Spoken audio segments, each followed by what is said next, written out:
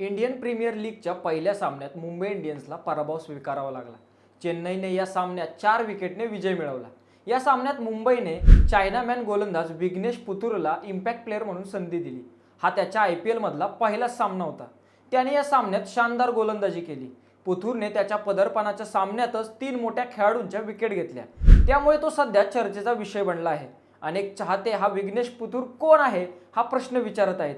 याबाबत माहिती जाणून घेऊयात। 24 वर्षीय विघ्नेश पुथुर हा चायनामॅन गोलंदाज आहे। केरळमधील मलप्पुरम येथील रहिवासी असलेल्या पुथुरने वयाच्या 11व्या वर्षी क्रिकेट खेळायला सुरुवात केली। पुथुरचे वडील व्यवसायाने ऑटो रिक्षा चालक आहेत। केरळ क्रिकेट लीगच्या पहिल्या हंगामात तो ॲलप्पी रियल संघाचा भाग होता। या स्पर्धेत तो त्याच्या गोलंदाजी ॲक्शनमुळे प्रसिद्धीच्या झोतात आला। या स्पर्धेत पुथुरने फक्त 3 विकेट्स घेतल्या, मात्र त्याने मुंबई इंडियन्सच्या स्काउटचे लक्ष वेधून घेतले।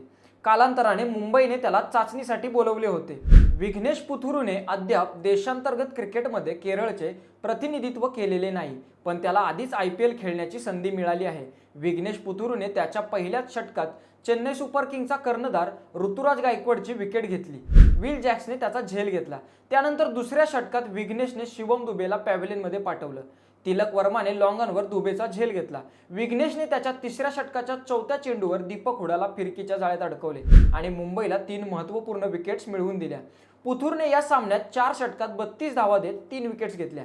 त्यामुळे आता मुंबईला आणखी एक नवीन स्टार भेटला असून आता येणाऱ्या मॅचेसमध्ये विघ्नेश कशी कामगिरी करतो हे पाहणं उत्सुकतेचं ठरणार आहे। तुम्हाला ही माहिती कशी वाटली आम्हाला नक्की कळवा आणि आपल्या चॅनलला सबस्क्राईब नक्की करा। धन्यवाद।